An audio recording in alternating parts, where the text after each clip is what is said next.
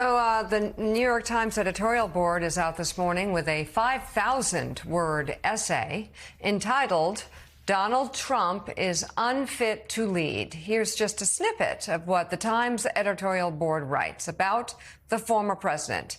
Instead of a cogent vision for the country's future, Mr. Trump is animated by a thirst for political power, to use the levers of government to advance his interests, satisfy his impulses, and exact retribution against those who he thinks have wronged him.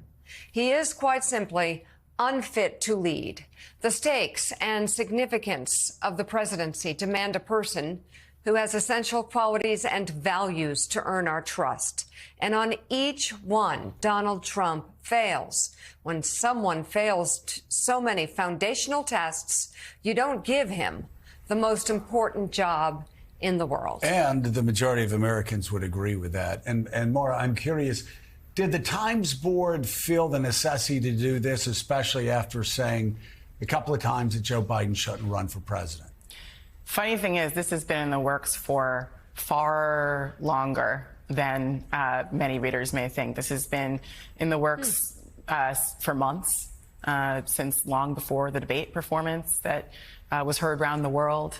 And of course, this is consistent with not only the behavior we've seen from the former president, but from what this board has said about Donald Trump for years. And we, in fact, have repeated that in recent weeks. And so, it's clear that the point we want to make here is this is not about policy. This election is not a policy disagreement. This is about two vastly different visions for America, one that is committed to multiracial democracy and to pluralism, to human rights, to well-being and reproductive freedom, and things that most Americans say consistently that they want and are committed to. And the other vision for America, which is about retribution and about authoritarianism, and is hateful, racist, and extremely closed-minded. We don't believe that that's the direction that most Americans want to go in. And so we are really urging American voters to listen to Donald Trump's words and to take him seriously, and to understand that this second presidency could be even more dangerous than the last. Of course, we lost 1 million Americans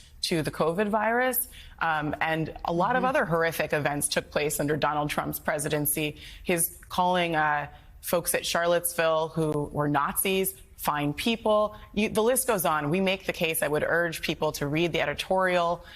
This is a moment of alarm, not just for people who are progressives or Democrats, but for anyone who still wants to see this country remain a democracy. And that piece is up now at thenewyorktimes.com. Well worth your time. Peter Baker, this is the conversation that the Biden campaign, that the president himself hopes the country can have once it weathers this now 2-week storm about his debate performance and questions around his age, was to sort of shake the country again and say, guys, this is what we're up against. And I think they got a reminder of that a couple of nights ago in clips we've been playing for the last couple of days, when for the first time since the debate, Donald Trump reemerged from the golf course and held a rally in Florida.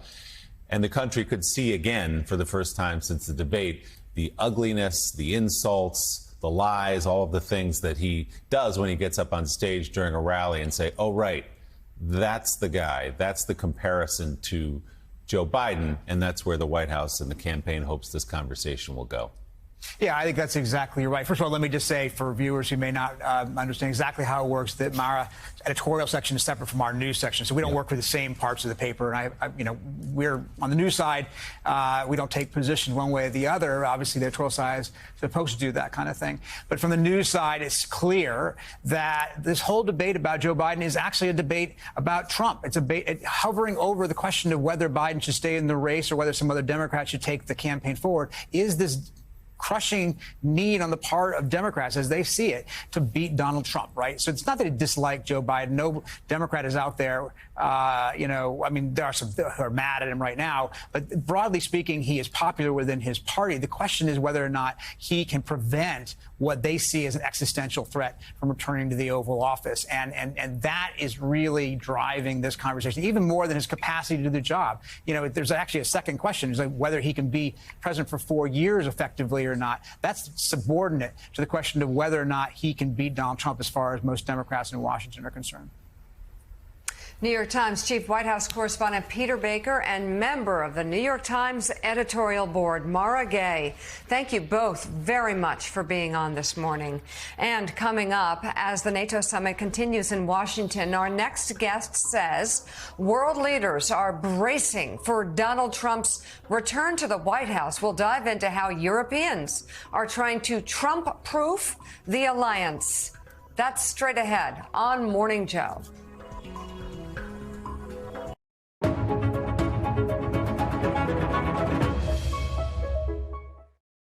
Social justice, fairness, democracy, it's all in my bones.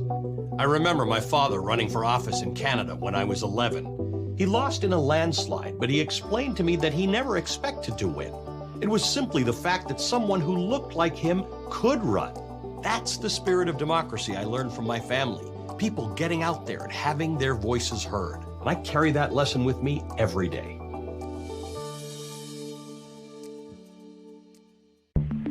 Severe weather events have become an all too common part of our lives. They are growing more severe all the time, and their link to climate change is undeniable. Climate scientists have been warning more 100-degree days in future years. As a country and as a planet, we need to cut our emissions to try to limit the worst effects of climate change. Congress and the rest of the country needs to start taking this seriously, or it's just going to get worse.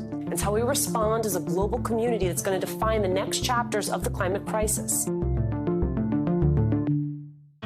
Hey there, MSNBC fans. I'm Luke Russert, and be sure to join me, Rachel Maddow, Jen Psaki, Lawrence O'Donnell, Steve Kornacki, Joy Reid, and many more September 7th in Brooklyn, MSNBC Live Democracy 2024. Click on the link for ticket information. We will see you there.